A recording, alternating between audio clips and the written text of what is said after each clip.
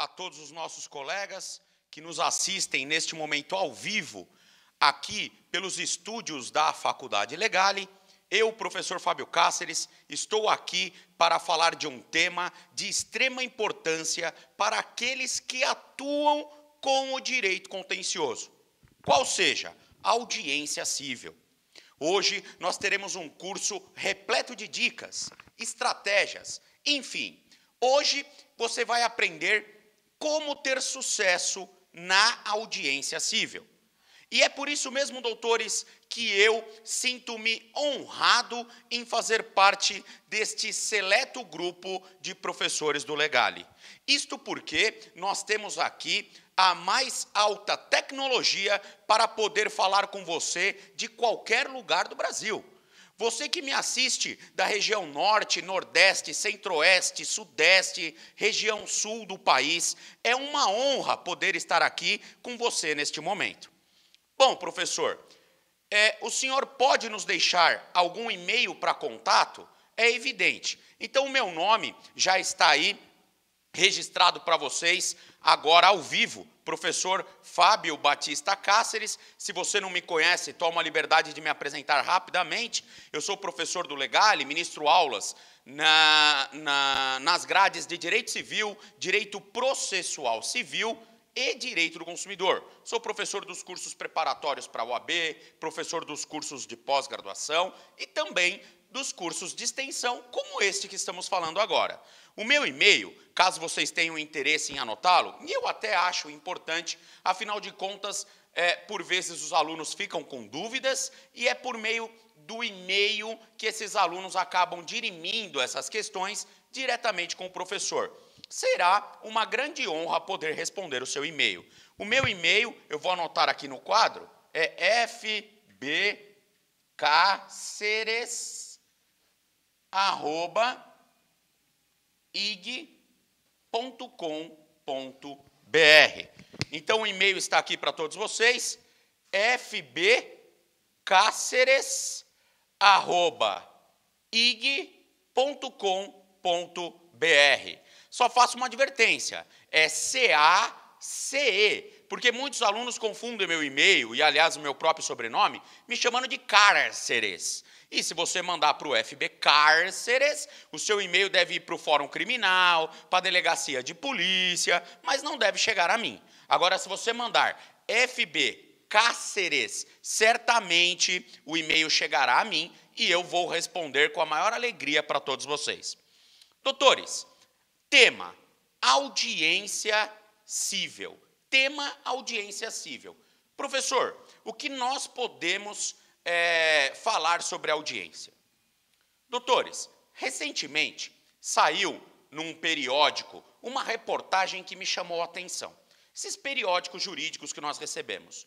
Por quê? Porque havia uma matéria dizendo que hoje o diferencial da advocacia é o advogado que consegue conduzir uma boa audiência para o seu caso, é o advogado que consegue realizar uma boa sustentação oral para o seu caso, e o foco daquela notícia, que circulou inclusive no periódico Consultor Jurídico, né, um dos mais festejados pelo Brasil, o foco daquela notícia dizia exatamente o que eu sempre falo em sala de aula, que o advogado, para conseguir fazer com que o seu caso seja tratado de maneira diferente frente a essa massa contenciosa existente no judiciário, ele deve dar a atenção que ninguém dá, ou seja, ele deve dar atenção àqueles atos que são desprezados por grandes escritórios e que fazem toda a diferença.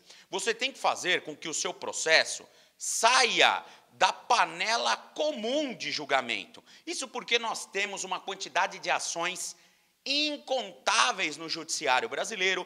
Os juízes, por mais que se esforcem, eles não conseguem dar a devida atenção aos casos, e nós temos então também, e de maneira lamentável, uma prestação jurisdicional igual à advocacia comum. a prestação jurisdicional do recorta e cola. Então, o advogado comum, ele vai ao recorta e cola, e o juiz, lamentavelmente, também vai ao recorta e cola. Como fazer para que o seu caso não receba uma prestação jurisdicional escorada em Ctrl+C e Ctrl+V de computador de juiz? É simples, basta com que você trate o seu caso de maneira diferente daqueles que corriqueiramente esses magistrados estão habituados a julgar. E o primeiro passo é valorizar este momento ímpar do contencioso que ninguém valoriza. A audiência, doutores. São poucas as ocasiões em que o advogado pode falar com o magistrado. Muito embora o princípio da oralidade esteja também previsto no sistema processual brasileiro, o fato é que hoje ele é uma verdadeira exceção. O que nós vemos são juízes forçando o julgamento antecipado da lide justamente para se desvencilhar da necessidade de audiência de instrução ou até da necessidade de designação de audiência de conciliação. Hoje, quanto menos contato tiver com o jurisdicionado e com o próprio advogado, melhor, porque eu faço um julgamento mais célere, mais rápido. Só que isso nem sempre traz a necessária segurança na prestação jurisdicional. É exatamente por isso que eu hoje, doutores, quero bater um papo com vocês com relação à audiência. Porque você deve valorizar este ato. Você deve ter algumas técnicas para que esse ato possa te dar uma prestação jurisdicional exitória. Eu costumo dizer aos meus alunos que uma audiência bem feita pode significar o ganho da causa.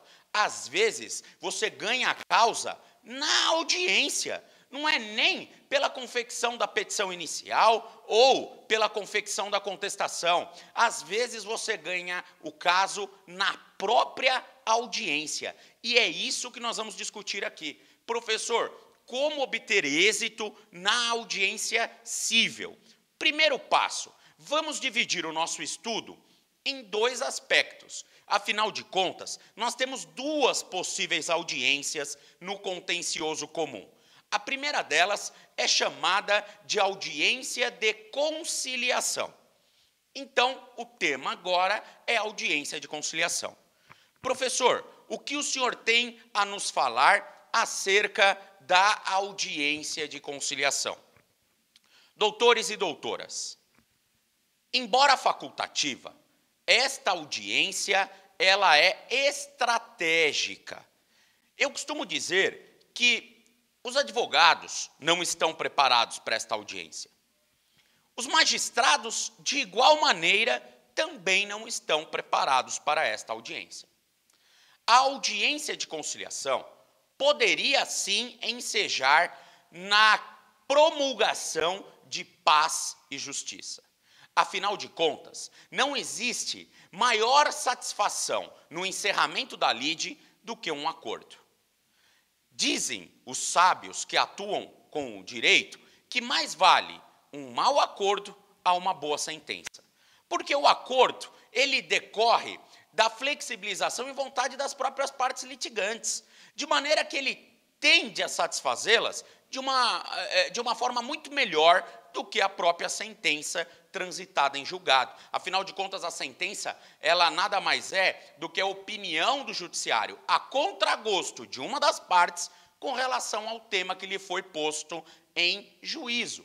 E não me parece que a sentença seja a melhor solução, quando, evidentemente, é possível que se faça um acordo.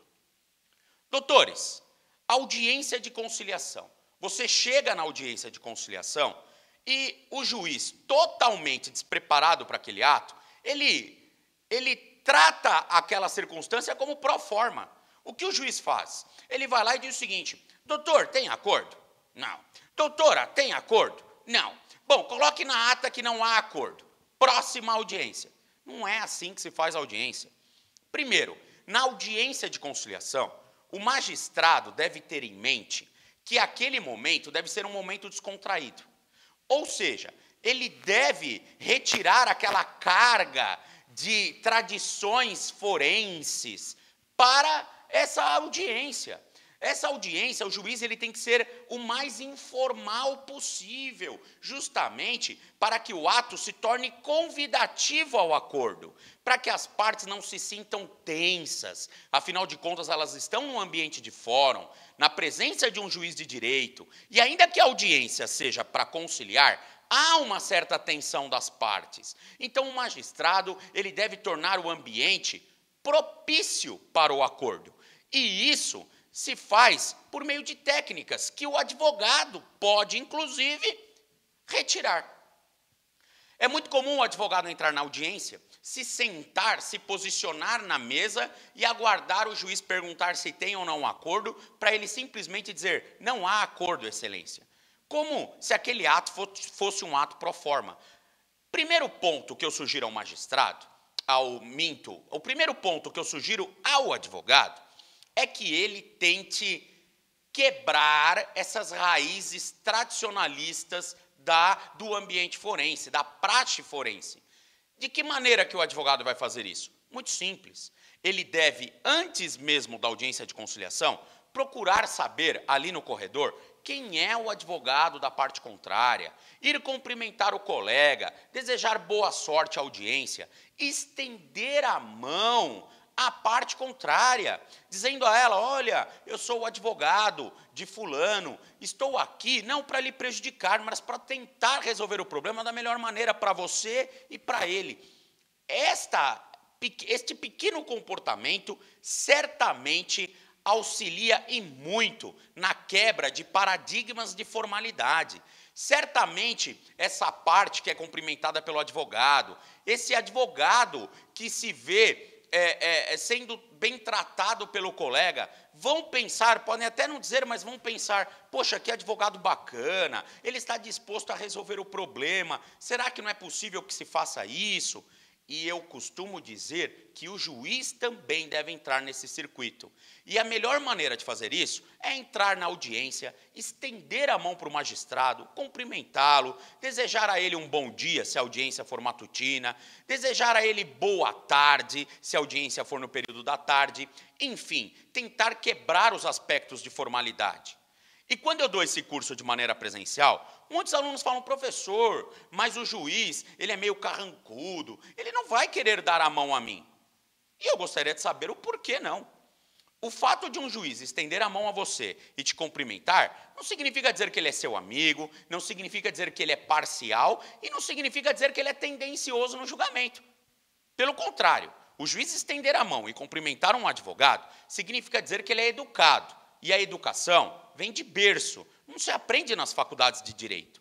Portanto, o senhor deve sim estender a mão ao magistrado e cumprimentá-lo.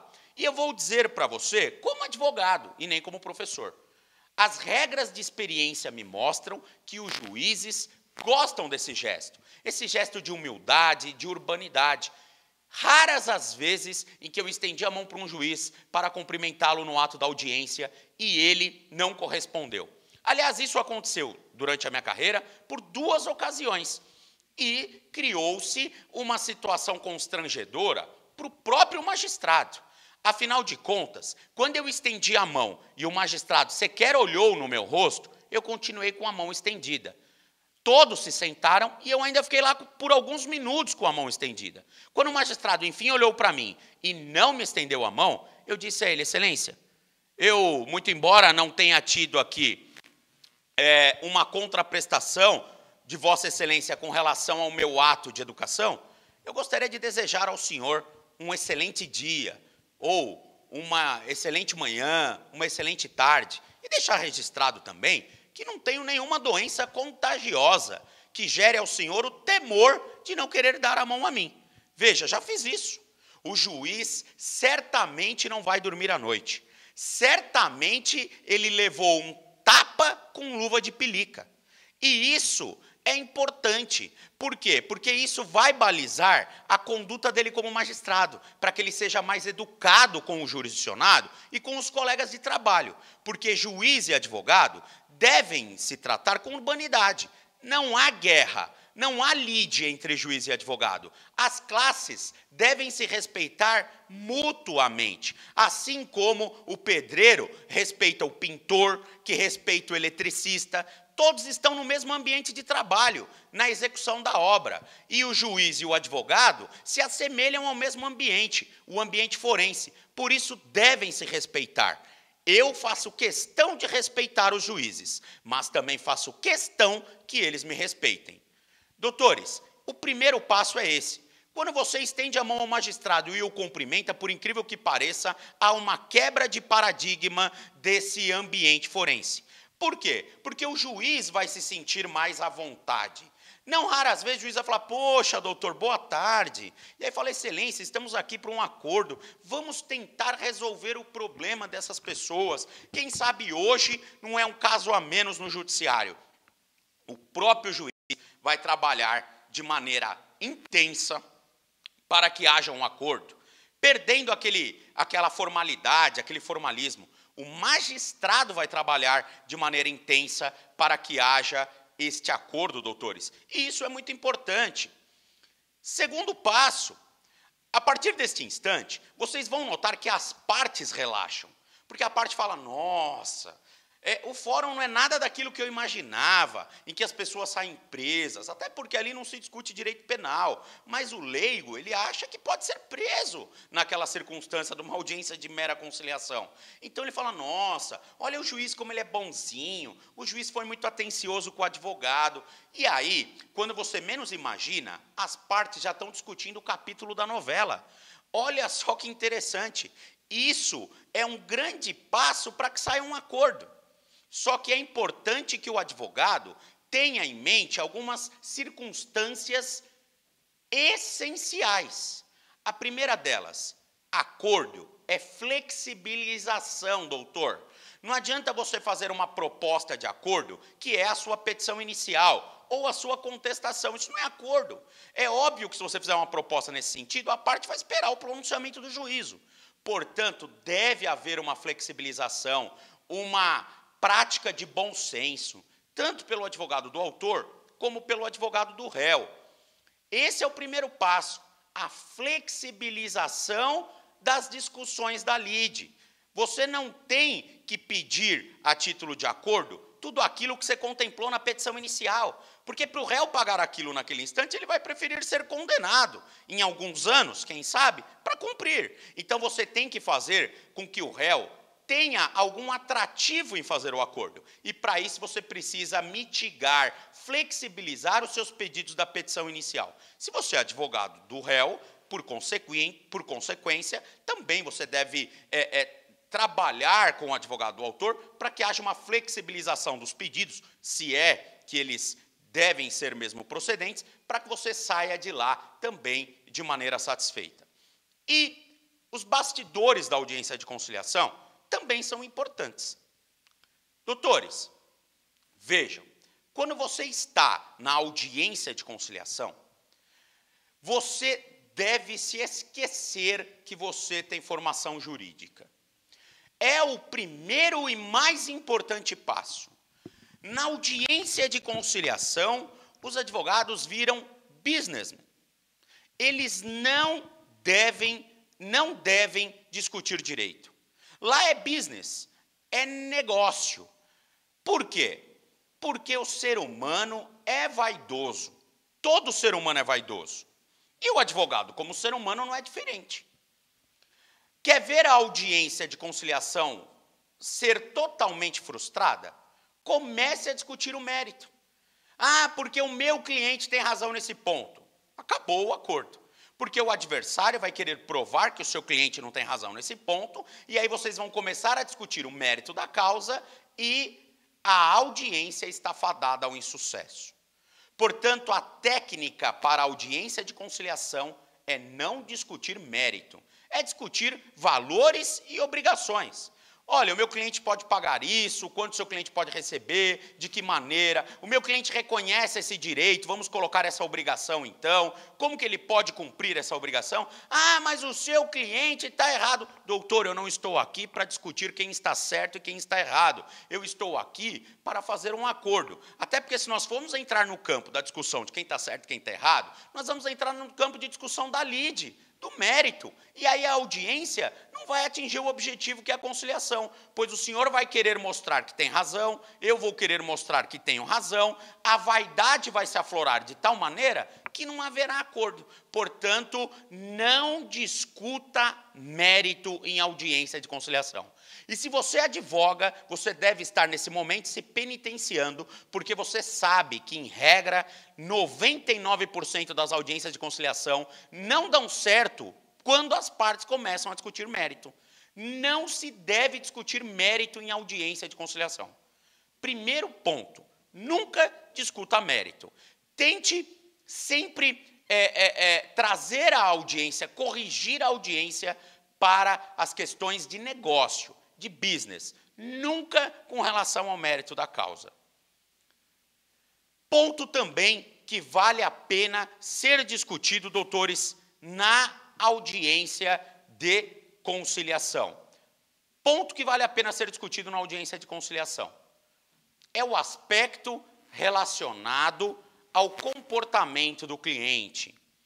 Vejam, salvo alguns ritos que exigem, por força de lei, o comportamento pessoal da parte, a audiência, sob pena de confissão ou sob pena de arquivamento, o fato é que o advogado, se tiver poderes na procuração para transigir e para receber e dar quitação, ele pode utilizar isso como uma estratégia interessante.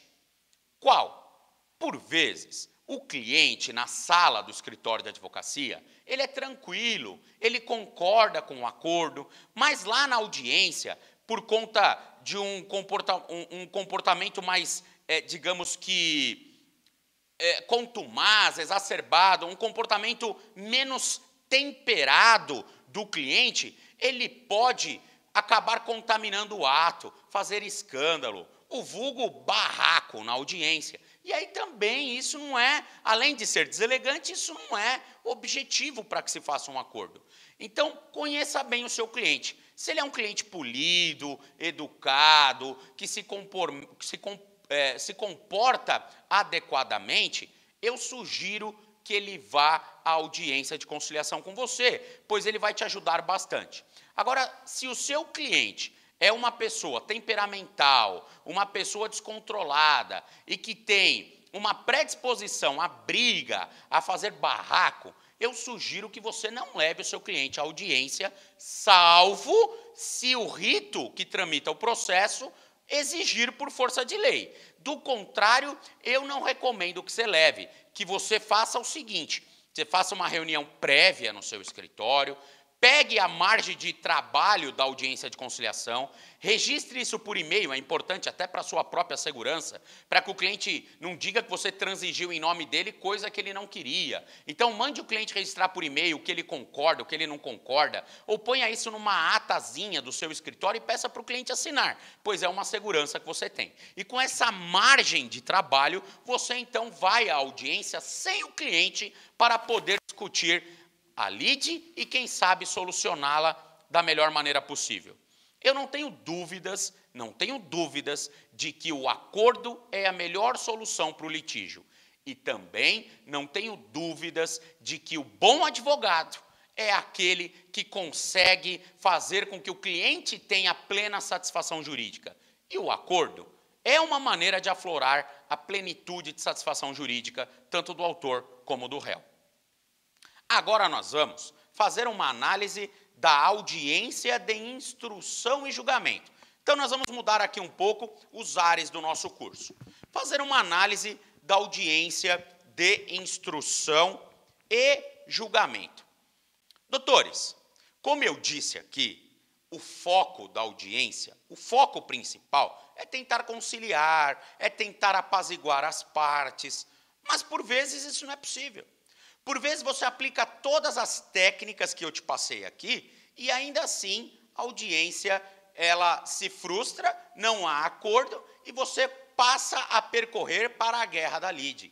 Por quê? Porque aí você vai avançar a fase processual a ponto de chegar na fase de designação de audiência de instrução e julgamento, quando houver, evidentemente, e aí, doutor, dentro da fase da audiência de instrução e julgamento, é guerra. Então, agora, tudo aquilo que eu disse, você esqueça. Agora você tem que estar preparado tecnicamente, dominando o direito, para obter uma sentença favorável. E isso também tem técnicas. Doutores, a primeira coisa que eu quero discutir com vocês, na audiência de instrução e julgamento, é o seguinte. Muitos juízes, quando sentem que a audiência é diferenciada, e a audiência diferenciada é aquela em que há combate dos advogados, é aquela audiência acalorada, é aquela audiência onde os advogados e o próprio magistrado trabalham intensamente. Essa audiência, de certa maneira, para quem gosta de direito, e se o juiz está lá é porque ele gosta de direito, se os advogados estão ali é porque eles gostam de direito. Essa audiência, ela aflora, de certa maneira, a vontade de todos de solucionar a lide de maneira imediata, inclusive do juiz. Então, o advogado atuar bem numa audiência de instrução e julgamento é bastante convidativo para que o magistrado já sentencie na hora. Quantas audiências eu não fui de instrução e julgamento em que o juiz dizia, doutores, aguardem um minutinho lá fora, pois eu já vou proferir a sentença. Eu não tenho dúvida que foi a condução da audiência que propiciou ao magistrado a vontade de julgar de imediato esta demanda. E isso cai exatamente naquela tese que eu dizia há pouco, de que a audiência, doutores, se ganha pela atuação do advogado. O primeiro ponto que nós devemos aqui discorrer é o seguinte. Professor Fábio, comportamento na audiência. Vamos lá. Doutores, nós vivemos numa sociedade preconceituosa. O ser humano tem uma das características mais perversas, que é o preconceito. É muito normal isso. E quando eu falo isso, eu também me incluo dentro desse rol de seres humanos. A primeira coisa que você tem que tomar cuidado é com a vestimenta. Quando você for a uma audiência de instrução e julgamento, não vá à audiência mal vestido. Por que eu estou te dizendo isso? Porque até isso vai influenciar no êxito. Imagina o juiz recebendo um advogado com terno todo surrado, gravata desbotada, camisa furada de traça, sapato todo ralado, com um pedaço de jornal embaixo, chegando para fazer a audiência. Com certeza o juiz não vai falar, mas ele vai pensar, nossa, que advogadozinho é esse que vai fazer a audiência, tenho até dó do cliente dele. Por quê? Porque isso vem de ruína, é uma imagem que vem de ruína. Essa questão é neurolinguística, inclusive, comportamental, tem ciência para isso.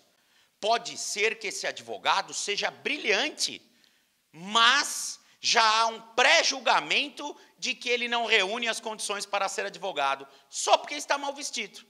Pode ser que ele surpreenda na audiência, mas já há um pré-julgamento. Por outro lado, o contrário também é verdade.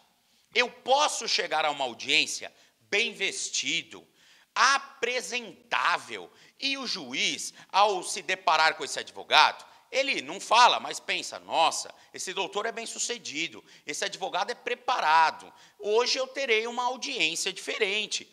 Doutores, pode ser que esse advogado seja péssimo e decepcione na audiência, mas o fato é que esse advogado, ele gerou uma primeira impressão no juiz. Agora imagine você, o advogado, ser bom, ser preparado e ainda conseguir conjugar a boa vestimenta. Certamente esse conjunto de fatores irá impressionar o magistrado, pois o juiz, ele tem a convicção de que quem está bem vestido é bem-sucedido, quem está mal vestido é mal-sucedido, e se é mal-sucedido é mal profissional. Eu não estou fazendo uma crítica ao juiz, eu estou fazendo uma crítica ao ser humano, porque nós somos assim. Se você ver um advogado andando de fusquinha, você já fala, nossa, esse advogado está quebrado. Se você vê um advogado andando de Ferrari, você já fala, meu Deus, esse advogado é extraordinário, esse advogado é bem-sucedido. Por vezes, você pode estar completamente equivocado. Pode ser que o advogado de Ferrari esteja endividado e o advogado de fusquinha tenha muito dinheiro na conta. Mas é o preconceito, lamentavelmente, que impera na sociedade. E, por isso, eu tenho aqui a obrigação de te trazer esse esclarecimento. Vamos prosseguir, então. Vestimenta adequada. Vá para a audiência como se você estivesse indo para um baile de formatura. Se você é mulher, use o seu melhor vestido. Se você é homem, use o seu melhor terno. E eu faço também uma advertência de que andar bem vestido não é andar com roupas caras. Tem gente que acha que andar bem vestido é andar com um terno de 10 mil reais. Não, você pode andar bem vestido com roupas baratas. Veja, essas lojas populares que vendem ternos aí, eu não vou falar nomes aqui, justamente para não fazer propaganda para ninguém, até porque eu não estou ganhando para merchan. O dia que eles me pagarem para merchan, eu ponho no meu curso o nome das lojas. Mas nós temos N lojas aí que fazem preços populares. Você compra 2 ternos e ganha 1, ternos a R$ 99. Doutor, compra um terno desse, de R$ 100, uma camisa de R$19,90 ou R$29,90, uma gravata do camelô de R$ 4,00 e um sapato também numa loja popular de R$ 39,90 e deixá-lo sempre novinho, bonitinho, separado para audiência, impressiona, porque você vai chegar lá bem vestido. Olha só que interessante, você não investiu muito para estar bem vestido. Repito, andar bem vestido não é andar com roupa cara, não. Andar bem vestido é se trajar adequadamente. E isso é um requisito indispensável para sucesso na audiência de instrução. Mas, como eu disse, não é só isso. Isso é a primeira impressão. Segundo ponto, da audiência de instrução e julgamento. O advogado, ele deve demonstrar segurança na audiência. E alguns atos comportamentais, o corpo revela muita informação quando se fala em audiência, por exemplo. Muitos advogados entram à sala de audiência curvados, de cabeça baixa. Colocam as mãos, quando se sentam na bancada, colocam as mãos embaixo da mesa. Isso demonstra insegurança, isso demonstra derrota. E isso, de maneira neurolinguística, vai levar ao magistrado a informação de que nem você tem convicção de que você vai ganhar. Ora, se nem você, que é o advogado, tem convicção de que aquilo que você defende na lide é legítimo, é procedente, quiçá o juiz, que está julgando com base no que você está levando a ele. Então, isso é um passo de derrota. Eu costumo dizer que os advogados, eles devem entrar na audiência eretos, devem olhar para a frente, nunca olharem para cima, pois isso é um comportamento de arrogância. Quem anda olhando para cima tem comportamento de arrogância. Isso também não é legal. Você tem que olhar para a frente, cumprimentar o magistrado olhando nos olhos dele, cumprimentar o seu adversário olhando nos olhos dele, tentar manter um bom domínio de oratória. Falar bem é crucial. Eu costumo dizer que falar bem para o advogado é tão importante quanto manusear o bisturi para o cirurgião. Eu não conheço cirurgião médico que não saiba manusear bisturi. Se ele não souber, ele pode ser tudo, menos cirurgião. O advogado, que atua com contencioso cível, o advogado consultivo não, mas o advogado que atua com contencioso cível, que não sabe falar, é como um cirurgião que não sabe manusear bisturi. Vai vender pastel na feira, vai vender hot dog em praça pública, porque se você não sabe falar para o contencioso cível, você não vai ter sucesso. Você tem que ter uma boa oratória. Falar bem não significa falar difícil. Falar bem é falar de maneira clara, simples e de maneira compreensível. Tem gente que acha que fala bem porque fala de forma ininteligível, Falar de forma ininteligível não é falar bem, doutores. Falar bem é falar de maneira clara, compreensível. Aquela oratória que qualquer pessoa, por mais leiga que seja, consiga te compreender. É concatenar bem as ideias, é ter coesão na confecção das frases, é saber se expressar de maneira correta. Este também é um ponto interessante para a audiência de instrução. Você deve dominar a oratória. E dominar oratória é treino. É treino. Não tem gente que canta no chuveiro? O cara está lá lavando o cabelo e não está cantando? Pois é, ao invés de cantar agora, você vai fazer audiência quando você estiver no chuveiro. Só que você tem que fazer audiência rápida, né? Porque agora, com falta de água aqui no estado de São Paulo, não dá nem para tomar banho, quanto mais para treinar audiência no chuveiro. O fato é que você tem que treinar a sua comunicação, você tem que treinar a sua oratória para falar de maneira desembaraçada, falar bem, falar de forma compreensível e com segurança. Aquela fala baixa, trêmula, ela também vem de insegurança. Ai, excelência, eu quero contraditar. O juiz fala, meu Deus, não sabe nem o que quer, está até com medo. Se está com medo é porque não tem nem convicção do que está dizendo. Perdeu, playboy, perdeu. Veja, você tem que falar de uma maneira incisiva, de uma maneira clara, e você tem que ser, por vezes, contundente no seu argumento, para que você possa convencer o magistrado de que você reúne todas as condições necessárias para o êxito da lide. Êxito este do seu cliente, evidentemente, mas é você que está lá falando por ele. Advogar é falar por, não é isso? Então você está lá falando pelo seu cliente. Domínio de oratória, boa vestimenta, entrar na audiência de maneira ereta, com o corpo corretamente posicionado, colocar os braços e a mão sobre a mesa e não embaixo da mesa. Então, colocar as mãos sobre a mesa, isso demonstra segurança, isso demonstra que o seu argumento é um argumento sólido, que você não está com medo de presidir não, porque quem preside é o juiz, de conduzir aquela audiência. Isso é importantíssimo para o sucesso na lide. Mais algumas dicas que eu devo dar a vocês. Conhecer o ônus da prova. Tem muito advogado que vai para a audiência de instrução e não sabe de quem é o ônus da prova. Se o ônus da prova é do autor, se o ônus da prova é do réu.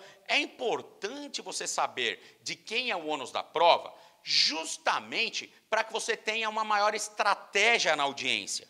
Ah, professor, mas isso é fácil. Eu sei, o ônus da prova é de quem alega. Cuidado com esta frase. O ônus da prova é de quem alega, porque isso pode te induzir em erro.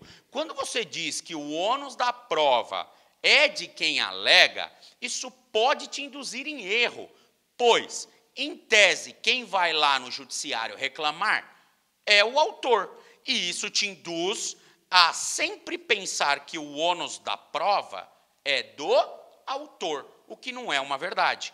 O ônus da prova nem sempre será do autor.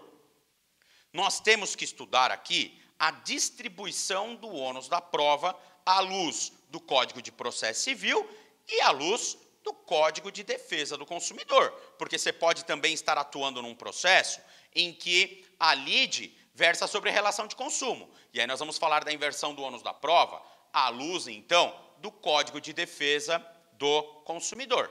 Primeiro, pelo Código de Processo Civil. O Código de Processo Civil, ele nos traz as regras de inversão do ônus da prova. Na verdade, não é inversão do ônus, né? É regra de distribuição do ônus da prova. A primeira regra diz o seguinte: o ônus da prova compete ao autor quanto ao fato constitutivo do seu direito. O que o CPC está querendo dizer com isso? Que se o réu apresentar uma defesa direta, o que é uma defesa direta? É aquela contestação que se contrapõe diretamente aos argumentos da petição inicial. É o sim pelo não. Então o autor fala assim, eu fiz, o réu fala, não fez. O autor fala assim, o réu é isso, o réu fala, não sou. Esses argumentos diretos, que se contrapõem diretamente, eles fazem com que o ônus seja do autor, pois o autor terá que fazer a prova dessa circunstância para constituir o seu direito. Exemplo. A promove uma ação contra B e sustenta o seguinte: celebrei um contrato de mútuo com B, contrato no qual eu concedi a ele, a título de crédito, um valor de R$10.000, e ele se comprometeu a me devolver esse dinheiro com juros legais em 1 ano, em 12 parcelas de X. Como ele não devolveu e o contrato prevê que o vencimento de uma parcela não cumprida antecipa as demais, eu estou aqui no judiciário para pedir o meu dinheiro. Então, eu estou simplificando aqui uma hipótese. Aí A vai lá, promove uma ação contra B, dizendo o seguinte: fiz um contrato com B, no contrato B me deve 10 mil mais os encargos, B pagou, a dívida toda está vencida, eu quero a condenação de B. B vai lá e se defende. Quando B se defende, B diz o seguinte: não fiz o contrato com A. A está dizendo que eu tive com ele um crédito no valor de X. Nunca peguei esse dinheiro. Vejam, nesse caso, B está se contrapondo diretamente ao argumento de A. O ônus da prova é de A. A é que vai ter que demonstrar que existe mesmo esse negócio jurídico. A que vai ter que demonstrar que B está mesmo inadimplente para que ele possa obter o direito. Agora, B poderia apresentar uma defesa, que é o que nós chamamos de defesa indireta. O que é a defesa indireta? É aquela em que o réu não nega a existência do direito constituído na petição inicial, mas ele sustenta fatos extintivos, impeditivos ou modificativos do direito do autor. Então, se você apresentar fato que extingua o direito do autor, fato que impeça o autor de exercer o direito dele, ou fato que modifique o direito do autor, o CPC diz que, nesses casos, o ônus da prova é do réu. Olha que interessante. Então, pode ser que eu seja advogado do autor e não tenha que provar nada. Por que não tenho que provar nada? Porque o réu apresentou uma defesa indireta e o ônus passou a ser dele. Vou utilizar como exemplo, só para que você entenda a regra de distribuição do ônus da prova à luz do Código de Processo Civil, vou te explicar, por exemplo, a questão relacionada aqui ao contrato de mútuo entre A e B. A vai lá no contrato de mútuo, vai lá e diz o seguinte: bom, fiz um contrato com B, no contrato com B ele me deve X, ele não pagou, a dívida está vencida, e como a dívida toda se antecipou, eu quero que ele seja condenado. B vai lá e se defende dizendo o seguinte: não nego que fiz o contrato com A, não nego que desse contrato eu obtive um crédito de X, não nego que nesse crédito tinham encargos. Veja que ele não nega o fato constitutivo do direito. Aí ele alega assim: porém, mas, todavia, olha o fato indireto aí, eu paguei. Causa estranheza o autor me acionar, pois eu paguei a dívida, eu quitei a dívida. Vejam que o termo quitação da dívida extingue o direito do autor. Logo, quem vai ter que provar que pagou? O réu e não o autor. Veja que agora o ônus da prova é do réu, porque ele apresentou um fato extintivo. Vou te dar um outro exemplo. B vai lá na sua defesa e diz o seguinte: não nego que fiz o contrato com A, não nego que esse contrato eu obtive um crédito X, não nego que os encargos tais estavam mesmo pactuados. Todavia, não tenho que pagar nada, pois a dívida ainda não se venceu. Ora, excelência, a dívida vai vencer. Vejam que B, réu, está apresentando um fato impeditivo do direito do autor. Ele está apresentando um fato impeditivo do direito do autor. Logo, quem vai ter que provar que a dívida ainda não está vencida? Quem vai ter que provar que não há vencimentos? O réu, pois ele apresentou um fato impeditivo. Outro exemplo. O réu vai lá, se defende e diz o seguinte: não nego que eu fiz um mútuo com o autor, não nego que desse mútuo eu recebi tanto de crédito, mais encargos, que eu devo honrar. Todavia, quando eu atrasei a parcela Y e S, o autor me concedeu um reparcelamento. Nós fizemos ali um aditamento contratual do qual eu obtive uma moratória, um prazo maior para honrar o compromisso. Notem que B, nesse caso, também apresenta uma defesa indireta.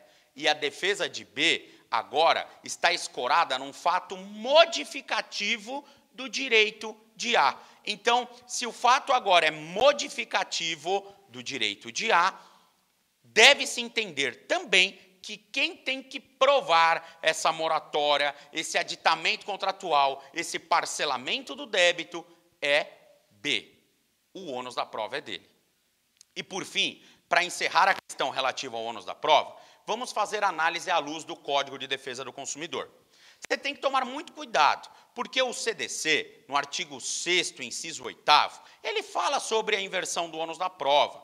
Só que isso não ocorre de maneira automática, e é a advertência que eu faço aqui. Tem muita gente que advoga para consumidor, vai para o judiciário e fala, é relação de consumo, o ônus da prova está invertido. Nanani, nananão. Não é isso que diz o CDC. O CDC, aliás, em regra, ele diz que o ônus da prova é do consumidor. Então, quem tem que fazer a prova? O consumidor. Agora, o consumidor pode ser beneficiado com a inversão do ônus. E quando pode ser beneficiado? Quando a critério do juiz. Então, vejam que quem tem o domínio de inverter o ônus da prova pelo CDC é o juiz. E como advogado não é juiz, você pode pedir, mas isso não quer dizer que você vai ter o benefício de inversão. Quem vai decidir se o ônus se inverte ou não é o juiz. E ainda assim, o juiz não pode atuar de maneira totalmente discricionária. O juiz ele vai ter que atuar com parâmetros da lei, porque a lei diz o seguinte, o juiz poderá inverter o ônus da prova, desde que, ou seja, olha aí, ó, tem que estar presente esse elemento, verossímil à alegação do consumidor. Então, o primeiro ponto para que o juiz possa fazer a inversão do ônus da prova é ele, juiz, estar convencido de que a alegação do consumidor é uma alegação verossímil. E ainda nós temos uma segunda hipótese que também pode ensejar a inversão. Ou que seja hipossuficiente o consumidor. Então, vejam, se o juiz se deparar com uma hipótese de verossimilhança do argumento, ou seja, aquele argumento convincente por si só, ou o juiz entender que o consumidor é hipossuficiente, e essa hipossuficiência eu entendo que tem que ser técnica e não financeira, porque quem tem a obrigação de suprir hipossuficiência financeira é o Estado e não o particular. Inverter o ônus da prova porque alguém é pobre não me parece razoável, porque você está transferindo para o particular os custos de uma prova técnica que em tese ele não tem a obrigação de fazer. Os custos de uma prova técnica que em tese ele não tem a obrigação de fazer. A Constituição é muito clara. O Estado promoverá a defesa gratuita, a assistência judiciária gratuita daqueles que forem hipossuficientes financeiros. Ou seja, se o consumidor é pobre, você não vai inverter o ônus da prova. Você vai dar a ele justiça gratuita e mandar o Estado pagar a perícia dele, por exemplo. Não inverter o ônus porque ele é pobrezinho e porque o outro tem mais dinheiro. Não é essa, a meu ver, com todo respeito a quem pensa em sentido contrário, não é essa a ideologia do CDC. A inversão com base em hipossuficiência tem que ser hipossuficiência técnica. Agora, doutores, vamos além, só para encerrarmos aqui o nosso curso, também falando sobre o último tema aqui do nosso curso de audiência civil, que é com relação às alegações finais. Olha só, você está lá na audiência, fazendo um ótimo trabalho, você está lá conduzindo bem a audiência, demonstrando para o magistrado que tudo aquilo que se constrói naquele ato é favorável ao acolhimento da sua tese, seja pelo autor, seja pelo réu. Você trabalhou corretamente a distribuição do ônus da prova, você está na audiência e você, sabendo que o ônus da prova não era seu, em algumas circunstâncias, não trabalhou com prova naquele sentido, com base nas regrinhas que eu te dei. Sabendo que o ônus da prova era seu, você então tratou de provar os elementos relacionados àquilo que lhe competia diante da distribuição do ônus da prova. E aí, quando o juiz vai encerrar a audiência, em regra, ele pergunta assim, Doutores, debates orais ou os senhores querem memoriais? E aí é muito triste, né, ver os advogados pedirem memoriais. E aí o juiz, em regra, dá um prazo de 10 dias para um e depois 10 dias para outro. Doutores, você deu um banho de água fria em todo o seu trabalho, porque ali já está todo mundo envolvido, inclusive o magistrado, com toda a dinâmica do processo. Veja que a causa está convidativa ao imediato julgamento. O magistrado está com todo o raciocínio cognitivo construído. Aí você vai lá e dá esse banho de água fria falando, não, vou entregar memoriais por escrito. Na hora que você entregar os memoriais por escrito, o juiz já nem lembra mais do seu caso, porque nos 10 dias já fez mais de 1000 audiências e esse seu caso vai acabar caindo na vala comum. Por isso que eu recomendo que você faça as alegações finais de maneira oral, debates orais. E aí, você vai dispor lá de 20 minutos, o magistrado pode, se houver litisconsórcio, prorrogar esse prazo para 30 minutos e distribuí-lo de maneira igualitária para todos os litisconsortes. Mas, em regra, 20 minutos é mais do que suficiente para você fazer as suas alegações finais. E também, a alegação final com a frase, reitero a petição inicial e reitero a contestação, para mim é um absurdo. Porque não é possível, doutor, você acabou de sair de uma audiência de instrução, com depoimento pessoal, testemunha, trabalhando em ônus de prova e nada agregou, a ponto de você se remeter àquelas frias petições, inicial e contestação, não me parece razoável. Tente concatenar em 20 minutinhos, e até menos, é possível que se faça isso, tudo o que há de proveitoso da audiência. Eu dou algumas dicas, né? Embora aqui não estejamos diante de um caso prático, você pode chegar lá ao final da audiência e falar assim, excelência, na hora que o juiz der a palavra para alegações finais, conforme depoimento pessoal da parte contrária, verificou-se a extração da confissão no seguinte tema, conforme o parágrafo tal da contestação, nota-se que houve uma defesa indireta, que o ônus da prova, nesse caso, incumbia ao réu. Todavia, encerramos a presente audiência sem que o réu provasse aquele elemento indireto, impeditivo, extintivo ou modificativo, e, por assim dizer, deve-se perpetuar a preclusão com relação à prova do réu, se você é advogado do autor. Enfim, você vai ter que trabalhar esses elementos no encerramento da audiência, para que você coloque a cereja em cima da fatia de bolo. É a cerejinha em cima do doce quando você faz uma boa alegação final oral para o juiz. Porque assim eu não tenho dúvida de que muito provavelmente esse juiz vai falar, doutores, eu já vou julgar agora, porque eu já estou com tudo na cabeça fresquinho. E aí vai sobressair aquele advogado que conseguiu conduzir a audiência com mais maestria, com mais habilidade argumentativa e de maneira mais preparada. Logo, essas são, embora breves, as relevantes dicas que eu poderia te dar hoje, nesse rápido curso de 50 minutos, ofertado pela Faculdade Legale. Eu, doutores, sou Legale. E vocês? Com certeza, todos nós somos Legale. Muito obrigado, fiquem com Deus e até um próximo encontro nesses cursos rápidos, magníficos, ofertados pelo Legale. Forte abraço. E até a próxima oportunidade.